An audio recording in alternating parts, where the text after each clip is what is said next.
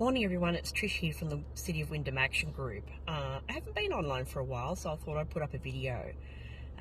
Had a bit of a just frustrating time recently with the council, and I'm sure a lot of people have had. But I wanted to point out something that I've been looking at recently. I have in the past pointed out that the Local Government Act was amended in 2020 during the lockdown kerfuffles under the cover of night without residents being consulted, and they altered the act and made it more of a act about principles, about the vibe. There's not a lot of transparency or accountability built into that act, but a couple of things to point out. One is they expanded the powers of council, so they can vote on just about anything they want that affects their local area if they want to. And the other thing of importance to note is how much power the CEOs have. Because if there's one thing in the council that you do notice, and that is the Act says that the councillors, your representatives, can participate in the decision-making process, but they don't have the final say. Do you know who does have the final say? The CEO. The CEO that's selected by the state government to run the council like a business, like a corporation. And they get paid handsomely for it, nearly $500,000 a year. So the CEO gets given an agenda that the state government would like to see passed. They present it to the councillors. The councillors become part of the decision-making process, but they do not have the final say. So this is the important thing you have to understand about how the council works. You believe, you are under the illusion that when you select the councillor or elect the councillor in your area, that they're there to represent you and what you want in your local area, which is actually not true.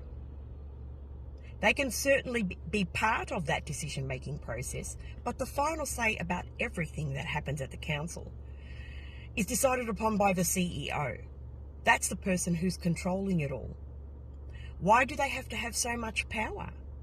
It's not how the old act used to be, but it certainly is now.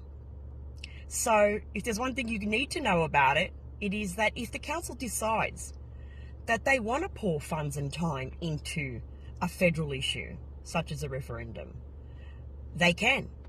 If they want to send someone to the moon, they can. They can decide whatever they like to do with your money, within reason, of course, and it'll get done.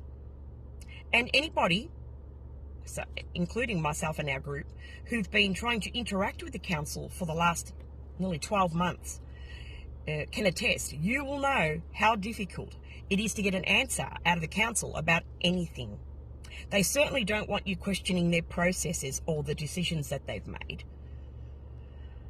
They again give you the illusion that you've been part of that consultation and feedback process. But really, in reality, you haven't had much of a say at all. Now, I don't know about you, but I didn't vote for a CEO. Our current CEO is an unelected official. I didn't elect him. He represents the state government. So they have control over the council. So then let's put this into perspective here. Why do we need a council? If the state government's doing it all, why do we need a council? Because they're certainly not representing me and our group. We've had a few very valid questions and concerns about some of the decisions that they've been making, but we've had no joy, no answer about any of them. I don't know about you, but I'm not happy about that process. We need to push back on this process. This is not where we want things to go. They are there because they're supposed to be listening to us and our concerns about our local area and how we want this place to be. Join us. We all need to stand up and push back upon this change in the legislation. It is not in our favour, it's in theirs.